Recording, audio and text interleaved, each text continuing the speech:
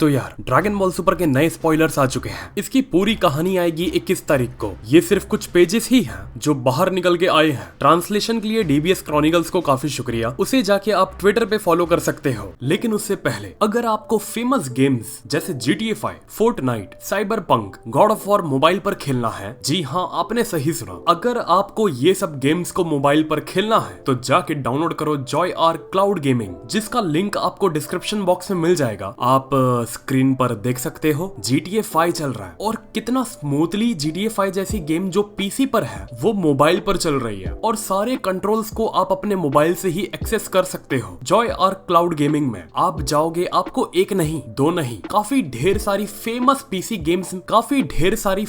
PC games आपको मिल जाती हैं। और जरूरी नहीं है आपके पास हाई एंड मोबाइल हो, नॉर्मल प्रोसेसर में भी आप इस एप्लीकेशन को डाउनलोड करके गेम्स खेल सकते हो। सो जो गॉड ऑफ वॉर जैसी गेम्स आपको मोबाइल पर खेलने के लिए मिल जाती है, आप जैसे स्क्रीन में देख सकते हो, मोबाइल के हिसाब से ग्राफिक, फोन के हिसाब से ग्राफिक्स, गेम के स्मूथनेस गेम की काफी बढ़िया है। ये सारी गेम्स को आप फोन में खेल सकते हो। So go and download JoyR cloud gaming. You will get the download link in the description. तो अब आते हैं पेजेस पर। तो चैप्टर का जो टाइटल है वो ये है, अ राइवल अपीयर्स, यानी कि फिर एक नया दुश्मन आ चुका है। ट्रंक्स बैठा होता है अपने कमरे में कंप्यूटर पर। आपको याद होगा उसे एक सीडी मिली होती है, तो वो अपने कंप्यूटर पर कोशिश करता होता है ये देखने की कि आखिर इस सीडी के अंदर है क्या। लेकिन कुछ वजहों से ट्रंक्स उस सीडी में क्या है कंप्यूटर में डालने के बाद भी नहीं देख पाता और सीडी को डिकोड नहीं कर पाता। अब ट्रंक्स के दिमाग में आता है, मेरे कंप्यूटर पर शायद ये सीडी चलने से रही, काम करता हूँ अपनी मॉम के पीसी पर इस सीडी को डाल के देखता हूँ कि इसके अंदर क्या है, ये आइडिया बढ़िया होगा। अब ट्रंक्स जाता है बुल्मा के कमरे में, कंप्यूटर ऑन करता है, सीडी डालता है और सीडी जब खुलती है,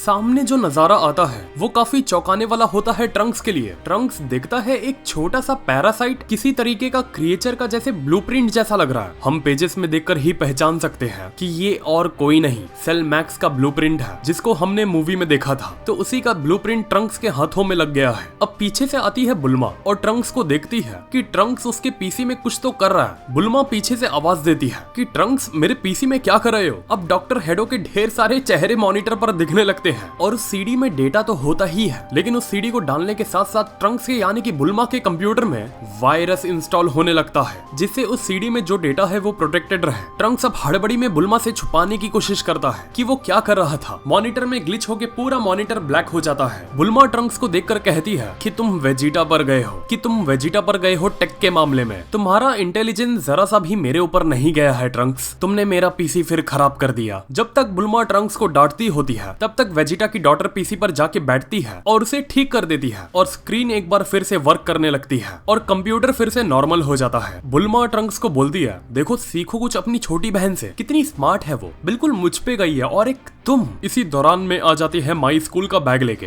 बुल्मा कहती है, ट्रंक्स अब काम करो, तुम और माई स्कूल में जाओ। ट्रंक्स देखकर खुश, वाह माई आ गई और मॉम बोल रही है साथ में स्कूल जाओ। फिर माई और ट्रंक्स निकल पड़ते हैं स्कूल की तरफ। बुल्मा के जहन में कुछ तो होता है कि माई और ट्रंक्स सेम एज के हैं और अगर माई स्कूल नहीं जाएगी तो उसके बारे में लोग र्यूमर्स फैलाएंगे, तो जिसकी वजह से जरूरी है ट्रंक्स और माई को स्कूल में भेजना। रास्ते में पीछे से ट्रंक्स का एक फ्रेंड कहता है, ओह आज माई भी तुम्हारे साथ तुम्हारी ही क्लास में बैठ के पढ़ेगी। ट्रंक्स चिढ़ जाता, हाँ चल बाप को मत सिखा। माई पहुंच जाती है क्लासरूम में क्लास में प्रोफेसर माई को सभी स्टूडेंट्स के सामने पेश करते हैं और माई खुद को सभी स्टूडेंट से वार्तालाप करवाती है कि मैं हूँ माई। सारे स्टूडेंट्स की नजर सिर्फ माई पर होती है और स्टूडेंट्स अपने अपने में माई को देखकर बातें कर रहे होते हैं कि कितनी दिखने में अच्छी है ये लड़की और कितनी ज्यादा समझदार दिखाई दे रही है। प्रोफेसर ट्रंक्स को बोलते हैं कि ट्रंक्स मेरी उम्मीद है कि तुम माई को स्कूल का एक अच्छा गाइडेंस दोगे और ये तुम्हारे साथ अब से बैठेगी। ट्रंक्स जवाब देता है, जी सर जैसा आप कहें। जब माई जाती है अपनी जगह पर बैठती है तो एक स्टूडेंट पीछे मुड़ के माई से सवाल करता है कि क्या ये सच है कि तुम कैप्सूल कॉर्पोरेशन में रहती हो। माई जवाब देती है कि मैं वहाँ सिर्फ काम करती हूँ। एक स्टूडेंट को सुन के काफी हैरानी होती है कि वाह ये लड़की कैप्सूल कॉर्पोरेशन जैसे